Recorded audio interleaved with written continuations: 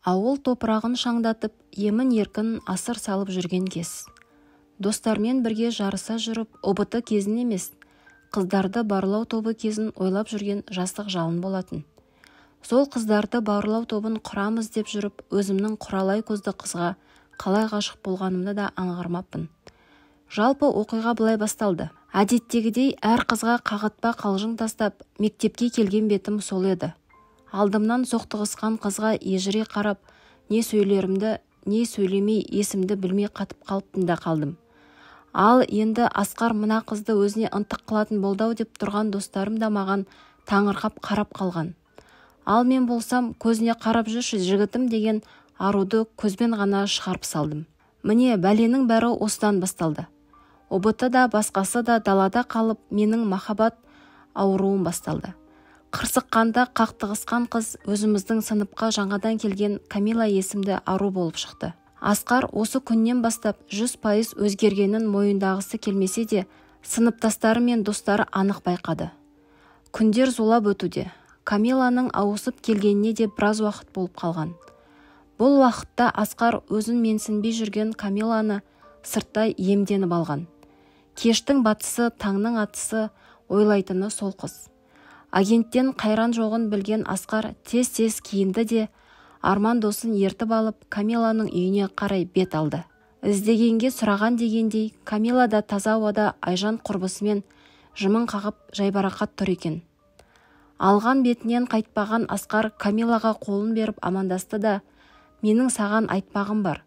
Оңаша шығайықшы деді. Менің де сенде шаруам жоқ, айтсаң осында айт деп, Айжаннан ештеме жасырмаймын деді. Бұл сөзді естіген Асқар тізерлеп отырды да, мейлі, мені жаман дегін ғайбатта, жүрегімнің жаралы үнін сайратпа, қолыңды бер, жүрегімді ұсындым, бір барайық, жүр десеңде қай жаққа деген сәтте, Камиланың емес, Айжанның жанары жасаурап, беті қызыл ала өртке айналды. Ал Камила былай деді, әр қыздың алдында осылай өлең оқып, жалған сөйлеуді әдетке айналдырғаның өзіне әсер етер пайдасы жоқ. Сені көргім де, саған сөйлегім де келмейді деп, үнсіз жылап үйіне қарай жүгіре қашты. Оның артынан жұбатуға Айжан жүгіре кетті. Қыз атаулысынан мұндай жауап күтпеген Асқар кері бұрылды да үндеместен жүре берді. Екі ортада елегізіп қалған арман не істерін білмей ортада бөгеліп қалды. Оның бөгеліп қалуының да өзіндік себебі бар. Ол себеп арманның Айжанда ессіз сүюі. Ал Айжанның Асқарды ессіз сүюі Камиланы жалған айтуға итермеледі. Неліктен дейсіз ғой? Себебі қазағымның бір сөзі бар емес пе? Мен сені, сен оны, ол басқаны. Осы емес пе махаббаттың шатасқаны? Я, дәл солай. Біздің махаббат машақаты жалған өмірдің шынайылығы мен жалғандығы мына оқиғаға әкеліп соқтырды. Үйіне келіп, егіліп жылаған Камила Айжанның артынан келе жатқанын көріп, жасын көрсетпей өзінше тон теріс қабақ танытып, ол жігітті көрсем зығырданым қайнайды. Әрине сен ренжіме Айжан. Оны жақсы көретініңді білемін, алайда ол жігіт маған мүлде ұнамайды. Одан 2 есе салмақты сабырлы, сұлу да серьезный жігіт тауып аласың ғой деп, жарылып кетуге шақ тұрған нәзік жүрегі жарылардай күйде тұрғанын Камиланың өзі ғана сезіп біліп тұр. Ой Камила, сен махаббаттың қандай екенін әлі басыңнан өткізіп көрмедің ғой. Сол үшін ғана сен оны жек көресің. Жарайды, ендеше мен үйіме қайтайын. Әйтпесе әкем жанымды шығарады қазір. Ал сен уайымдама. Асқардың әлі керемет алтын жігіт екеніне көзіңді жеткіземін. Сол үшін менен жақсы жаңалық күт деді де үйіне қайтты. Мұның барлығында Айжаннан артық білетін Камила еріксіз келген көз жасын тоқтата алмай, тамшылаған жастарын қайта-қайта сүртіп, бөлмесіне егіле жүгірді. Жә Камила, жылай тұрсын. Айжан үйіне барып қуана тұрсын. Біз жігіттерге тоқталып кетейік. Өкпесі өшіп, аузынан сілекейі шұбырған арман. Ей, сен жындымысың, енді бір өлең оқыды екен деп саған құшағын аша салатын қыз емес екенін білесің Камиланы. Енді неменеңе жетісіп, мүжіліп бара жатырсың. Асқарда үн жоқ. Ендеше мен саған бір құпияны ашайын. Камила сені шындығында өте қатты жақсы көреді. Асқар жалт бұрылды. Бірақ оның сенімен бірге болғысы келсе де бола алмайтын үлкен бір себебі бар. Сол үшін де ол сенен өзін алыс ұстағысы келеді. Сол үшін де жанына жуытқысы да келмейді. Ары қарай сөзін тыңдауға сабыры шыдамаған Асқар, ол нендей үлкен себеп? Не үшін менімен болғысы келмейді? Жақсы көрсе қалайша қарсы болады? Неғып мелшиіп тұрсың, Арман? Жауап бермей жынды қылайын демесең, жауап бер. Ұйқысынан оянғандай болған Арман. Ау, оның себебі мынада. Сен өзіңде білесің. Камила жаңадан бізге мектепке ауысып келгеннен бері Айжан оның жан құрбысына айналды. Сабақты бірге оқиды. Сонымен қатар сырларын бір-біріне бүкпесіз ашық айтады. Алайда Камиланың айтылмай қалған, яғни өзі ғана білемін деп жүрген Айжанға да айтпаған сыры, сол сені сүйетіндігін айтпауы. Шыдай алмай кеткен Асқар, қоя тұршы оны. Камиланың өзі ғана білсе, сен қайдан сайрап отырсың бұл сөздерді, деді. Ей, сен де сөзімді бөле бермей тыңдасаңшы аяғына дейін. Бұл былай болатын. Өткенде екеуміз мектептен қайтып келе жатқанда, мен бір жаңа қойын дәптер тауып алып едім ғой. Я, бірақ ол жап-жаңа дедің емес пе маған? Сол екеуміз көргендей сырты жаңа болғанымен, он шақты бетінен кейін жазылған сырлар бар екен. Мен оны оқиын демедім, алайда жалпылай парақтап жатқанда ішінен сенің суретіңді көріп қалдым. Содан дәл сол бетті ашып оқыдым да, қайта бетін жауып, дәл сол күйінде қойын дәптерді Камиланың үйіне қарай ала жүгірдім. Ентігіп, өліп-өшіп жүгіре басып, Камила деп есігінің алдында айғайлап тұрсам, үйінен Камила емес, Айжан шықты. Камиланың мазасы жоқ, не айтайын деп едің, маған айта бер, деді. Мен Айжанды қанша жақсы көріп тұрсам да, мұны оның қолына беруге арым жібермей тұр еді. Бір сәтте жанары жасқа толып, көзі ісіп кеткен Камила шықты. Дәл бір өмірінен қымбат адам кеткендей маған аянышты көзбен қарап тұр. Мен не болды деп сұрағым келмей, не болғанын ішімде сезіп тұрғандай. Камила, мен жолда келе жатып едім, сенің қойын дәптеріңді тауып алдым. Міне, тапқан бойы өзіңе тура келе жатырмын деп өтірік айта салдым. Алайда сыртында аты жөні жазылмағанын ескермеген Камила қойын кітапшаны көрген кезде көзі бал-бұл жайнап, дереу алды да рахмет саған көп-көп, Арман деп үйіне қарай жүгіре кетті. Дымға түсінбеген адамдай Айжанға қарасам, Айжан да түк оқпай тұр. Бірақ маған Арман рахмет саған манадан бері бір болмайтын қойын кітапша үшін көз жасын көл қылып отыр еді. Сол қойын дәптерде сонша не бар екен? Жарайды, сау бол, деді Айжан да үйге қарай кіріп кетті.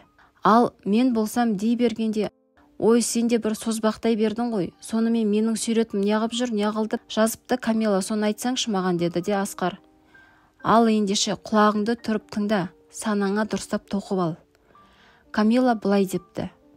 Мен бұл қойын дәптерді тек Асқар үшін арнаймын. Себебі мен үшін оның өзіндік орны қайталанбас дара тұлғасы мен қарым қабілеті асқан қабілез діл егіз жүрегімді өзімен бірге мәңгі билеп кеткен. Оның да мені сырттай жақсы көріп, мені сыртымнан емденіп жүргенін естіп қуанамын. Бірақ сырт көзге ештеңе байқатпаймын. Оның өзіндік себебін айтар болсам, менің осында келгеннен бастап жанымды ұғынып, сырымды бөлісетін жан құрбым Айжан оны қатты жақсы көреді. Сол үшін мен оны жаныма жолата алмаймын. Іште ғана менің қол жетпес қорғаным. Сен мені кешір, алайда мен адал достық үшін махаббатымды құрбан еттім. Сенімен осылай қара сөзбен сөйлесемін. Жаным менің Асқарым. Жарайды, қазір мен мектепке асығып барамын. Ол жерде сыртқы дүниеммен жек көремін дейтін, ішкі жан дүниемен жарылардай сағына сүйетін Асқарым бар ғой менің. Кешке келген соң не болғанын өзіңе баяндаймын. Менің жансыз сырласым, деп қана жазылған екен. Айналайын-ау, жындымысың сен, деп қана дегенің не? Бұл дегенің нағыз шынайы сүйіспеншіліктің нышаны емес пе? Менен бақытты адам жоқ шығар, Арман. Ұшарға қанат таппай қалған адамдай Асқар асыр салып жүгіруде. Ал Арман үнсіздіктен хабар беріп, Асқарға қызыға қарап тұр. Бұл сәтте тоқтап қалған Асқар қайтадан көңіл күйі түсіп, енді не істейміз, Арман? Деді іште ғана бұл қисынсыз жолдың түйінін сен ғана шешесің деген сұраулы жүзбен қарап. Ой, уайымдама досым, бүгінше осыған қуана тұр, ертең бір мәнісін табамыз. Айтпақшы, ертең Гүлімнің туылған күні ғой. Сол жерде ақыры табыстырармын. Не болмаса өліп кетейін деп бір көзін қысып қойды Арман. Арман үйіне барып, санасын мазалаған сан сұраққа жауап іздей тұрсын. Асқар асыр салып сайрандап, сүйгеніне жыр жаза берсін. Ал біз қыздардың жағдайын байқап бағамдап көрелік. Камила неге мені мұндай ыңғайсыз жағдайға тастап, Арманмен жалғыз қалдырып үйге кіріп кеттің деп Айжанның зілсіз бұртиып келе жатқанын естіген Камила дереу оқып отырған қойын дәптерін жасырып үлгерді. Ой томпақ құрбым менің, кешірші, білесің ғой, қайғырып іздеп отырған қойын дәптерімнің табылғанына қуанып, қорғаным қайта келгендей күйде болдым ғой енді. Қайталамайтын боламын. Кешіре қойшы енді. Ақ көңіл де жайдары Айжан тез арада жарайды деп өзге әңгімеге ауса кетті. Бірақ өз ойымен өз-өзіне былай жауап беріп те қойды. Қойын дәптеріндегі нендей сурет, не жаздың десем тағы да көңілі түсіп кетер. Өзі де айтты емес пе, қорғаным деп. Әкесінің суреті мен әкесіне деген сағынышы жазылған шығар, деді іштей топшылап. Алайда олай емес екенін көз қарақты оқырман сіздер де білесіздер. Камила, ертең не істейміз, қандай көйлек киіп барамыз, Гүлімге не сыйлық аламыз, деді Айжан. Оны мүлдем ұмытып кеткен Камила, Айжан, менің соған баруға мүлде зауқым соқпай тұр. Неге екенін қайдам, аяғым тартпай емес, жүрегім бір жамандықты сезетіндей. Қой, жындымысың, олай жаман сөз ойлаушы болма. Білесің ғой, Гүлім келмесендер жандарыңды шығарамын деп еді ғой. Жанымыз шықпай тұрғанда барайық деп, екеуі кезек-кезек күлісіп, Айжан сонда, яғни Камиланың үйінде қонуға әкесінен зорға рұқсат алып қалды.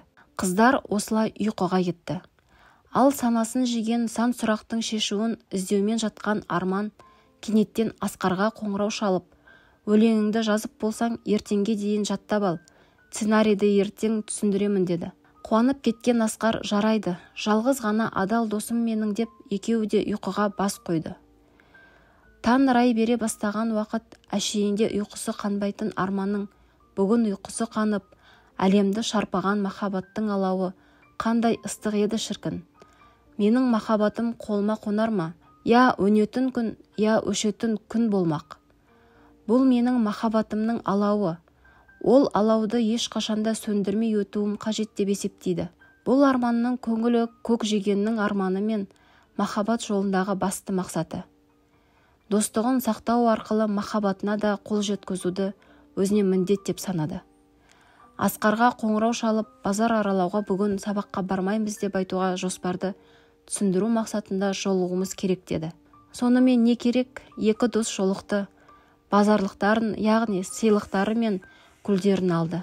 Ал енді Арман жоспарды Асқарға былайша түсіндірді. Туылған күн ортасында мен Айжанды сыртқа шығарып алып кетемін.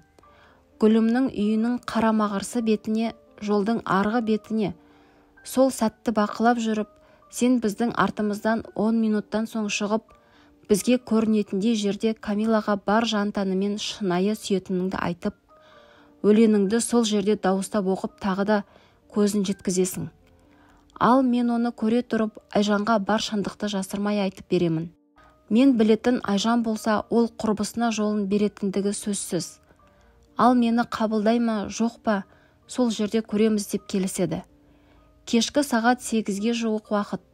Асқар мен Арманның қолдарында бір-бір сыйлықтан. Әрине ол Гүлімге. Ал екеуінің қолдарында тағы да 3 тал гүлден бар. Ал олары екеуінің жоспар бойынша келіскен сүйген қыздарына тиесілі роза гүлдері. Гүлдерін көрсетпей сыртқа ыңғайлы жерге жасырып, екеуі ішке кірді. Гүлімге сыйлықтарын табыс етіп, құлпырып отырған Камила мен Айжан екеуінің ойларында ең бастысы бәрі ойдағыдай өтсе болды деп қобалжуы да бар. Ал сонымен не керек? Айтылмаған тілектер қалмады. Ойналмаған ойындар да қалмағандай. Жапа таралмай бәрі де биге тұрайық деп келісті. Міне осы сәтті күткен екі дос бір-біріне көз қысып бастаймыз деген белгі берді. Ортада би, Айжанның қолынан ұстай қойған Арман, өте маңызды әңгіме бар еді сенімен. Жүрші, сыртқа ыңғайлы жерге барып сөйлесейік деді. Түкке түсінбеген Айжан, жарайды, Камилаға ескертіп кетейін. Тағы да мені алып қашып кетіп жүрсең, деді әзілдеп. Мұны көз атысымен бақылап тұрған Асқар дереу Камиланың қасына жете салып, қарсы болмасаң бір би билейік деді. Манадан бері ешкімге дес бермей тұрған Камила бірден келісе кетті. Бұлар билеп тұрсын. Арман мен Айжан үй алдында шамалы тұрды да, менің саған тосын сый-сыйлығым бар.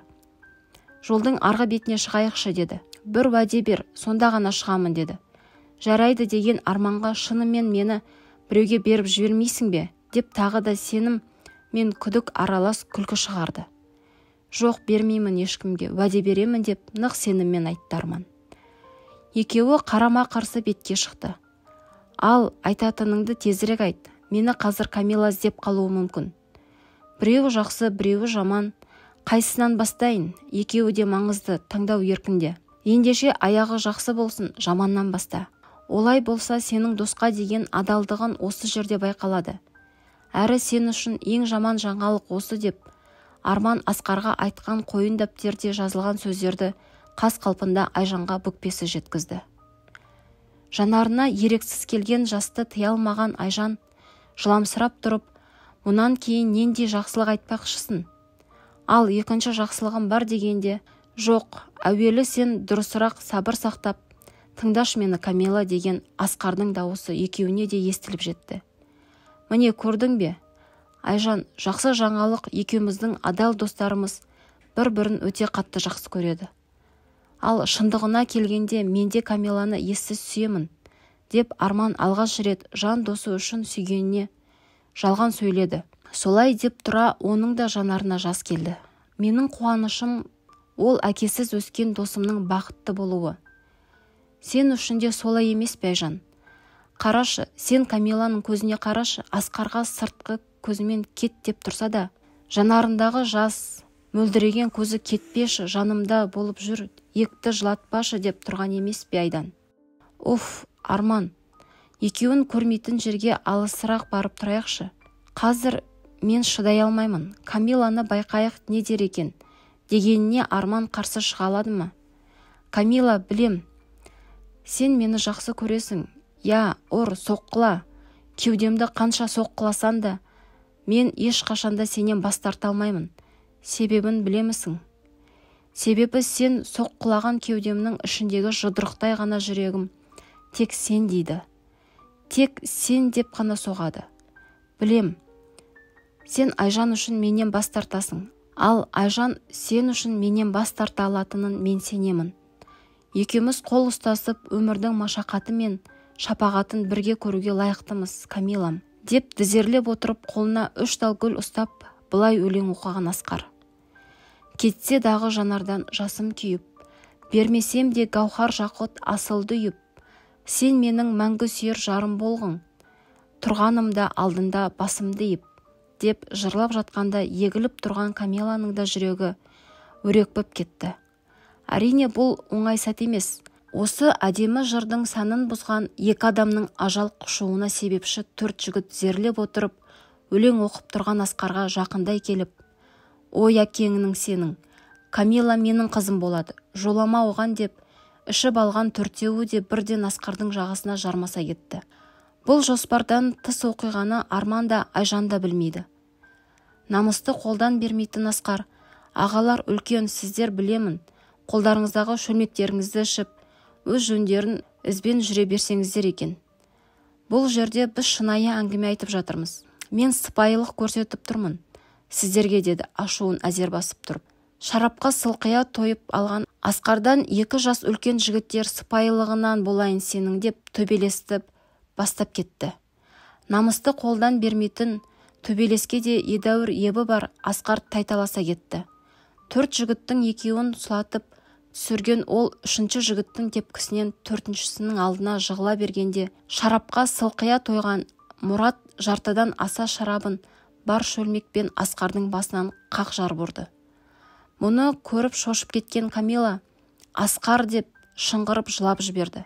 Мына суық дауысты естіген Арман мен Айжан осылай қарай жүгірді. Асқардың жерде жатқанын көрген Арман Айжанды ұмытып Асқарды тепкілеп жатқан 3 жігітке тура ұмтылады. Асқарға қарағанда күреске қатысқан денесі мығым, Арман төбелестен оңайлықпен ешкімге дес бере қоймайды. Қабақтың маңдайшасынан қан ағып жатқан Асқар әлсін ғана көтерілейін десе, ана үшеуі жабылып тепкілеп жатыр. Ал Мұрат болса Камиланы айғайлама деп сынған шөлмектің қанжардай қисық ұштарымен қорқытуда. Білек сыланған досын құтқарып алып жатқан Арман үш жігіттің де делебесін шығарып, өздерін титықтатып жіберді. Мұны бассыздық деп санаған меңіреу Мұрат тағы да Арманға аяңдап келе жатыр. Арман мұны аңғармайды, үшеуімен әлек болып жатыр. Мұраттың жанынан алыстағанын пайдаланған Камила, Асқар, жаным тұршы, көтерші басыңды, мен тек сендікпін ғой деп зар жылап Асқарды жұлқылауда. Алдындағы қара бұқыдай қара денелі қайсарға соңғы жұдырығын жұмсап бітірдім-ау, үшеуінде деп артына бұрыла берген Арманды Мұрат алдынан қарсы алып, байқаусыз қараған Арманның бүйірінен сынған шөлмектің жартысымен кірш еткізіп сұғып алды. Мұраттың иығына асылып барып құлаған Арман, қош бол бауырым деген сөзін ғана айтып үлгерді. Жаймен аяңдап көз алдын шел басқан Айжан мына жағдайды көріп Арман деп жүгіре жолдың ортасынан өте бергенде, оны да жылдамдығы тежей алмаған көлік қатты қақты да кетті. Зар жылап Асқарын құшағынан шығара алмай, дүдамал күйде қалған Камила қара түнекті басына көтерді. Бұл уақытта бәрі де жиналып жедел жәрдем шақырды. Асқар мен Камила аман, 4 қанішер құрықталды. Екі жастың бақытты болуына жол ашқан екі қаһарман фанимен қоштасып бақайға кете берді. Ал бұл оқиға осыдан 5 жыл бұрын болған. Қазіргі таңда Асқар мен Камиланың Арман есімді ұлы, Айжан есімді қыздары бар. Алла қаласа 3-ші сәбилерін күтуде. Шынайы оқиға каналына тіркеліп, өз ойларыңызбен төменде бөлісіп кетсеңіздер. Және лайктарыңызды басып, қоңыраушаны басуға ұмытпаңыздар. Келесі кездескенше аман сау болыңыздар.